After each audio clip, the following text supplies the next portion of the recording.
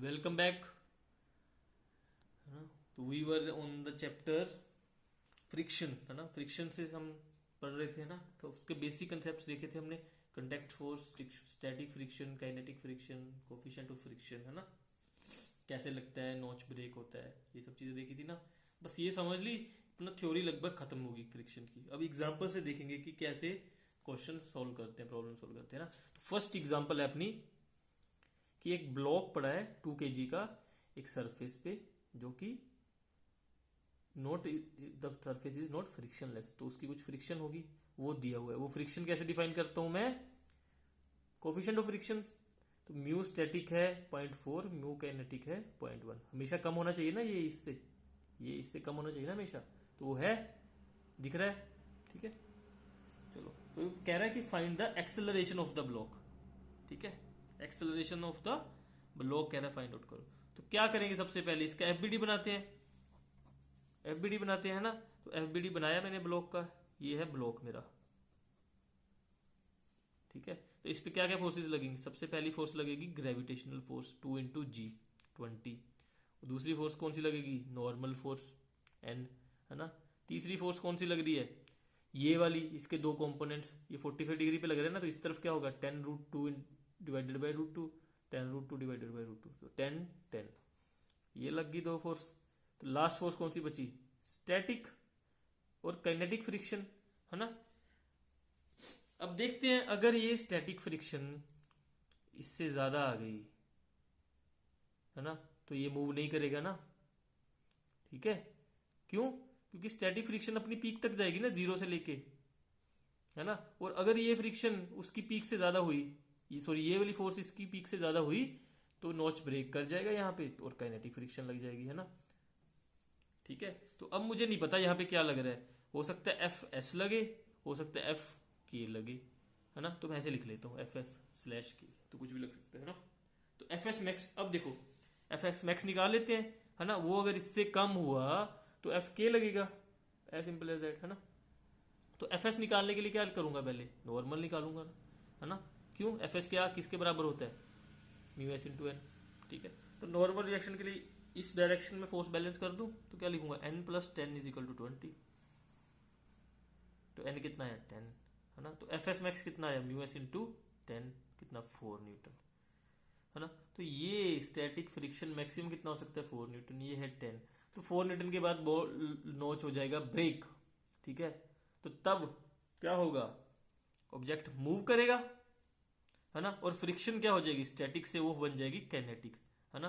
तो और kinetic friction क्या लगेगी, एफ एस मैक्स पे बॉन्ड और कह लो नॉच ब्रेक हो जाएगा ना, तो फोर्स कौन सी हो जाएगी, काइनेटिक, है ना। और एफ काइनेटिक किसके बराबर होती है, mu kinetic into N. N तो निकाल ही दिया था 10, म्यू काइनेटिक 1.1।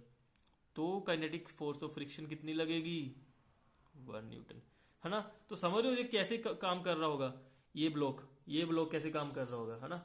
इस पे ना इसने जीरो से इस मैग्नीट्यूड पे जाएगा, ये फोर्स लगाता धीरे धीरे बढ़ाने की कोशिश करेगा। जीरो पे क्या होगा, ये मूव नहीं करेगा। 1 पे क्या करेगा, नहीं मूव करेगा। 2 पे नहीं मूव करेगा, फिर और जोर लगाएगा, और जोर लगाएगा, और, है ना। तो जैसे जैसे ये 4√2 तक आएगा, तो यहाँ पे बनेगी 4, है ना। तो बॉन्ड नहीं ब्रेक करेगा, है ना। ठीक है, तो क्या होगा, 0 to 4√2 जब ये फोर्स लगेगी, है ना, तो स्टैटिक फोर्स लगेगी, है ना, रेस्ट पे रहेगा ये, है ना। तो 4√2 के बाद क्या हो जाएगा, 10√2 तक नोच ब्रेक कर जाएगी, और ये मूव करेगा। पूरा एनालिसिस हो गया ना, इन डेप्थ एनालिसिस हो गया, इससे ज्यादा कुछ नहीं हो सकता, है ना। ठीक है, तो क्या होगी अब एक्सेलरेशन जब काइनेटिक फोर्स ऑफ फ्रिक्शन लग रही है, तो 10 इस तरफ 1 इस तरफ, तो 10 - 1 divided by wait, mass sorry, तो क्या आ गया 9/2, एज सिंपल एज दैट, है ना। तो इसकी एक्सेलरेशन हो जाएगी 9/2 मीटर पर सेकेंड स्क्वायर, इससे मूव करेगा ये। ठीक है ना। तो अब थंब रूल क्या बना इसका, इसका नोट क्या हुआ, थंब रूल क्या बना,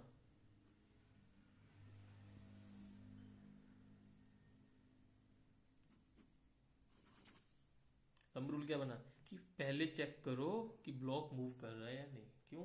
जब तक वही नहीं पता कि मूव कर रहा है या नहीं तो मैं कैसे पता करूं कि स्टैटिक फ्रिक्शन लग रही है या काइनेटिक, है ना। तो ये है, ये प्रैक्टिस से आएंगी चीजें, है ना। ठीक है, नेक्स्ट।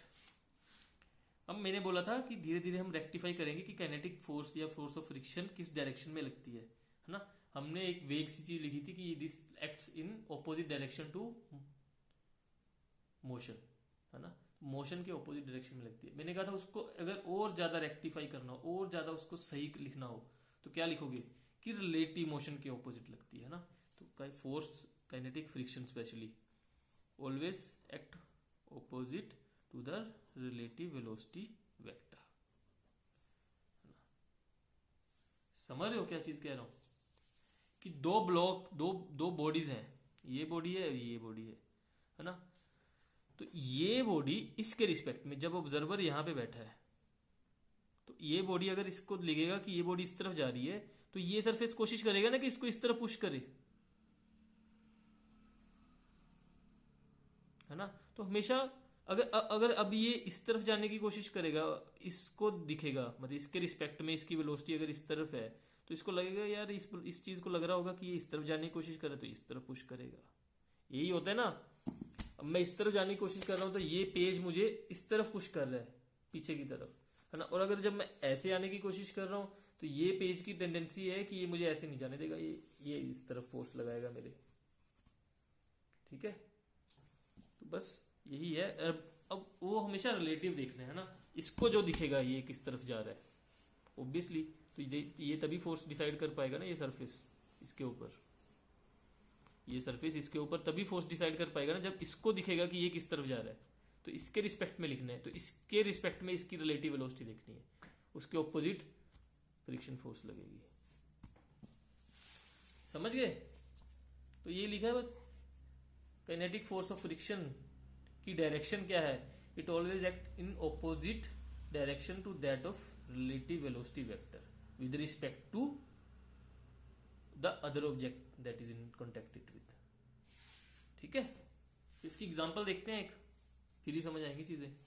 ठीक है, तो इसकी एग्जांपल क्या है कि दो ब्लॉक पड़े हैं, एक 2 kg का, एक 3 kg का, है ना। चलो वेट से या मास से इसका कोई फर्क नहीं है ना। तो ऊपर वाला ब्लॉक जा रहा है 2 मीटर पर सेकंड से, नीचे वाला ब्लॉक जा रहा है 3 मीटर पर सेकंड से। ठीक है ना। तो अब मैं देखो इसकी वेलोसिटी देखता हूं पहले, इसके रिस्पेक्ट में क्या है ना। v of a with respect to v is what? v of a with respect to ground minus v of v with respect to ground, है ना। अब समझ आया पहले रिलेटिव वेलोसिटी क्यों कराया, है ना। तो हर चीज इस तरह से सीक्वेंस से डिजाइन की हुई है मैंने ये कोर्स कि पीछे वाली चीज आगे काम आए, है ना। तो ये नहीं है कि पीछे वाला लेक्चर मिस कर दो, है ना, या भूल जाओ तो आगे वाली चीजें समझ आने लग जाएंगी। तो कोशिश करो कि सारी चीजें प्रैक्टिस करते रहो, वो चीजें धीरे धीरे समझ आती रहे। ठीक है, तो v ऑफ a क्या है with respect to ground? 2i cap. v of b क्या है with respect to ground? -3i cap. तो ये क्या हुआ? -1i cap. तो velocity of a with respect to b क्या है? -i कैप की डायरेक्शन में, ये है ना, यही है ना, -i कैप। ठीक है, तो ये इस पे किस तरफ फोर्स लगाएगा? बी ए पे किस तरफ फोर्स लगाएगा? फ्रिक्शन इस तरफ। बस हो गया, इसकी डायरेक्शन है, सिंपल एज दैट।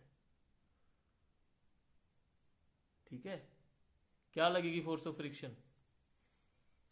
इसका मैग्नीट्यूड भी लिख लो, म्यू के ही लगेगा ना, क्योंकि स्टैटिक काइनेटिक लगेगी, रिलेटिव मोशन है, इनटू एन। एन यहां पे कितना है? एन कितना होगा? 20। तो एन कितना होगा? 20 होगा ना, इंटू 20 होगी बस ये।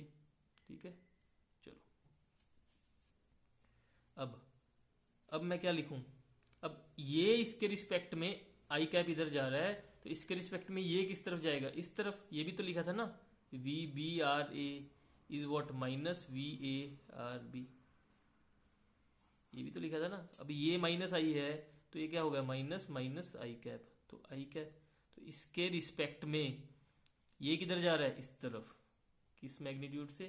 आई कैप से, है ना।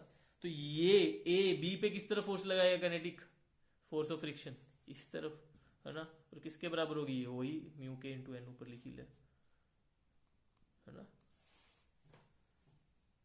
ये तो वैसे भी पता है, ये इस पे इस तरफ लगाएगा तो ये इस पे इस तरफ लगाएगा। Newton third law, every action has an equal and opposite reaction, है ना। कैसे भी देख लो यार, फिजिक्स के सारे लॉ सेम ही सही चलनी चाहिए ना एक दूसरे के साथ, कंपैटिबिलिटी, ठीक है। तो अब ये सरफेस तो हो गया, अब ये सरफेस देखते हैं।